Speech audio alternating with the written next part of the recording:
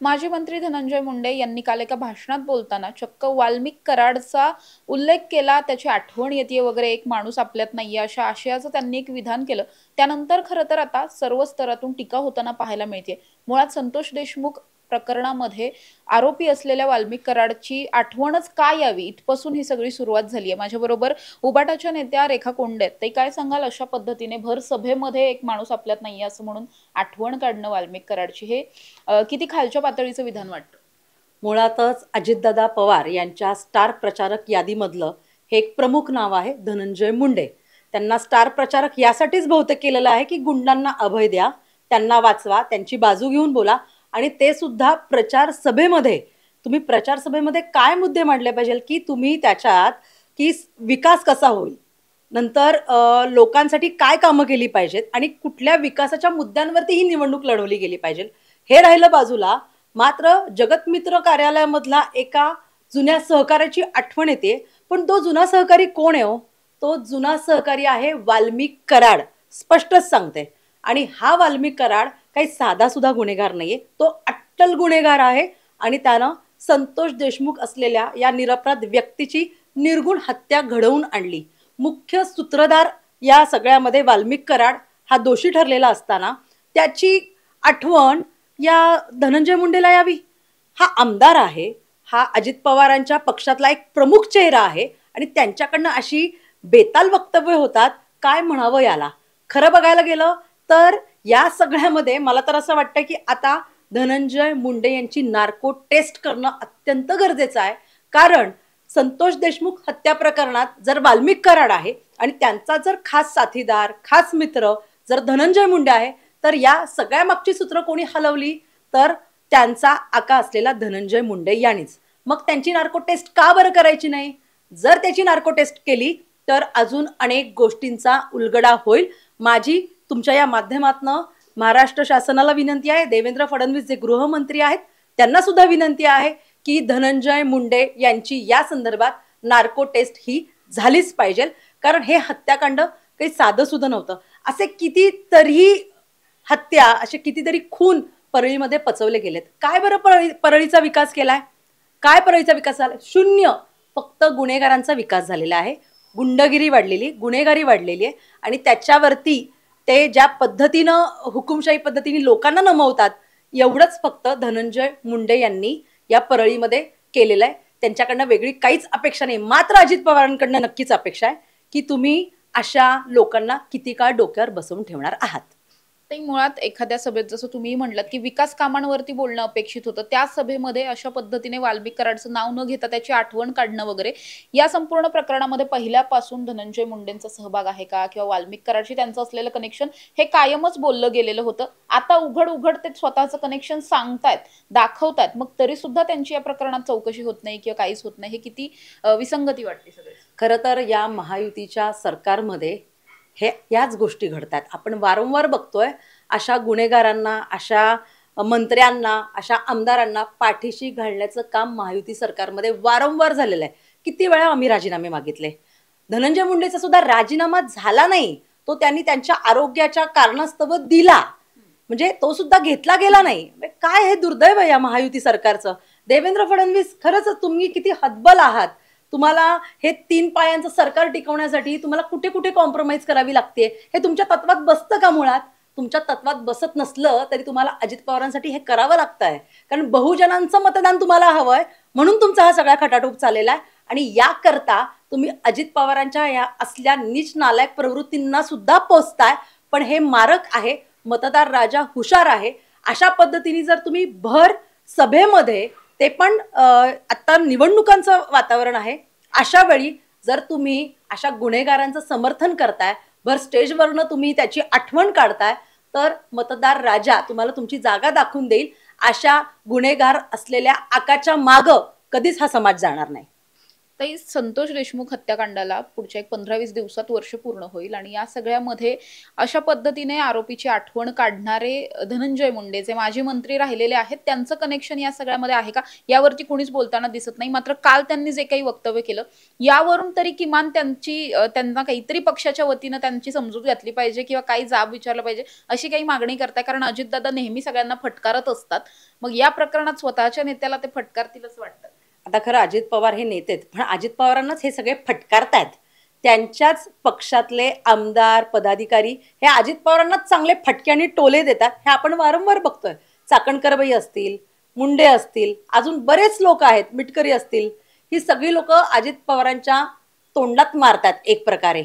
आणि अजितदादांना त्याचं काहीही गांभीर्य नाहीये. हे खरंच वाईट आहे, दुर्दैव आहे की अजित पवार जर इतके कडक आहेत, शिस्तीचे आहेत, मग तुम्ही तुमच्या पक्षातल्या या लोकांवरती लगाम ठेवायला, त्यांच्यावर चाप ठेवायला कमी पडलात, अपयशी झालेला आहेत. त्याचं काय, तुमचं काही उत्तरदायित्व आहे की नाही पक्षाचे प्रमुख म्हणून, की सरळ सरळ तुमचा एक आमदार या गुन्हेगाराचं समर्थन करतोय. आज अख्ख्या राज्यामध्ये हळहळ होती संतोष देशमुखांच्या हत्येनंतर. प्रत्येक महिलेच्या, प्रत्येक परिवाराच्या डोळ्यामध्ये पाणी होतं की इतकी घाणेरडी आणि नीच हत्या करावी. छत्रपती संभाजी महाराजांच्या मृत्यूनंतर हालहाल करून जर कुणाला मारलं गेलं असेल तर तो मृत्यू होता संतोष देशमुख यांचा. खरोखर म्हणजे इतकं सगळं असताना त्याचं समर्थन, त्या गुंडाचं समर्थन धनंजय मुंडे करतोय आणि अजित पवार याच्यावरती चकार शब्द बोलत नाहीत. आता 22 तास होऊन गेले धनंजय मुंडेच्या स्टेटमेंटला. कुठे अजित पवार आपल्याला बोलताना दिसले? एकही स्टेटमेंट नाही आतापर्यंत अजित पवारांचं, न देवेंद्र फडणवीसांचं, की हे चूक आहे. त्याच्यामुळेच मी या माध्यमातून पुन्हा पुन्हा मागणी करते की धनंजय मुंडे यांची संतोष देशमुख हत्या प्रकरणाबाबत ही नार्को टेस्ट झालीच पाहिजे आणि त्यांच्यावर सुद्धा गुन्हे दाखल झालेच पाहिजेत. कारण त्यांचा सहकारी जेलमध्ये म्हटल्यावरती हे यांचं कनेक्शन सरळ सरळ स्पष्ट आज मीडियाच्या माध्यमातून आपल्याला दिसलेलं आहे. त्यामुळे त्यांच्यावरती त्वरित कडक कारवाई झालीच पाहिजे.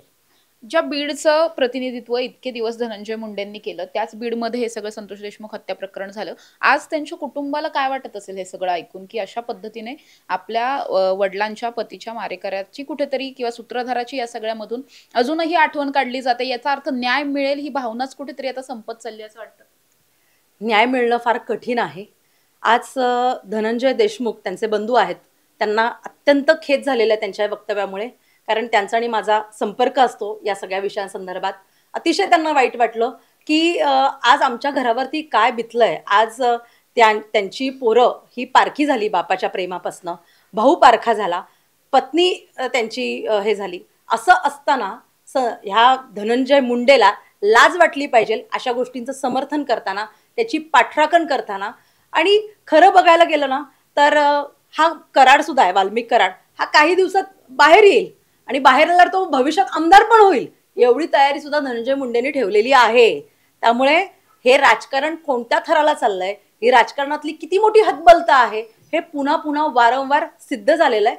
आणि धनंजय मुंडेकडनं ना काहीच अपेक्षा नाही समाजाला, ना महाराष्ट्राला अपेक्षा आहे. कारण तो गुंडांचा आका आहे, तो गुंडांचा आमदार आहे. त्यामुळे धनंजय मुंडे याच्या आमदारकीचा सुद्धा राजीनामा घेतला पाहिजे आणि तो निश्चित अजित पवार घेतील अशी आम्हाला आशा आहे. ते आपण अनेकदा बघतो की निवडणुका आल्या की निवडणुका जिंकण्यासाठी गुंडांचा वापर केला जातो.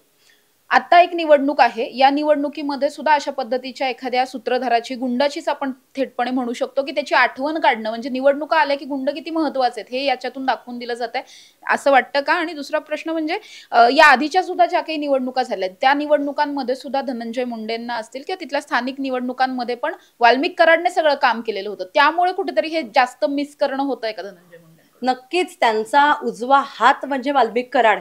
आणि आपला माणूस जेलमध्ये बसलेला आहे, आपली ताकद ही कमी झालेली आहे तो जेलमध्ये असल्यामुळे. त्यामुळे त्याची आठवण त्याला येते. कारण गुंडांशिवाय धनंजय मुंडेचं राजकारण होऊच शकत नाही. आज परळीमध्ये जे काही तिथे यंत्रणा आहेत त्या सगळ्या त्यांच्याच तालावरती चालतात. आज परळीमधली काय भीषण परिस्थिती ही आम्ही स्वतः जाऊन पाहिलेली आहे. त्यामुळे त्याची दाहकता, त्याचं गांभीर्य मला प्रचंड स्वतःला आहे, कारण मी स्वतः जाऊन तिथे भेट दिलेली होती. खरोखरच सगळं गुंडांचं राज्य आहे आणि या सगळ्या गुंडांना पोचण्याचं काम धनंजय मुंडे करतो. कारण प्रचार सभा गाजवायच्या असतील, प्रचार सभांना गर्दी करायची असेल तर गुंडच लागतात आणि ह्या गुंडांना व्हाईट कलर करायचं काम करतोय कोण? तर धनंजय मुंडे करतोय. मग अशा धनंजय मुंडेलाच जर संपवलं, जर थांबवलं, तर कुठंतरी या सगळ्या गोष्टींना आळा बसेल आणि हे केवळ महायुती सरकारच्या हातात आहे, कारण ते त्यांच्या महायुती काळातले आमदार आहेत आणि अजित पवारांचे निकटचे सहकारी आहेत.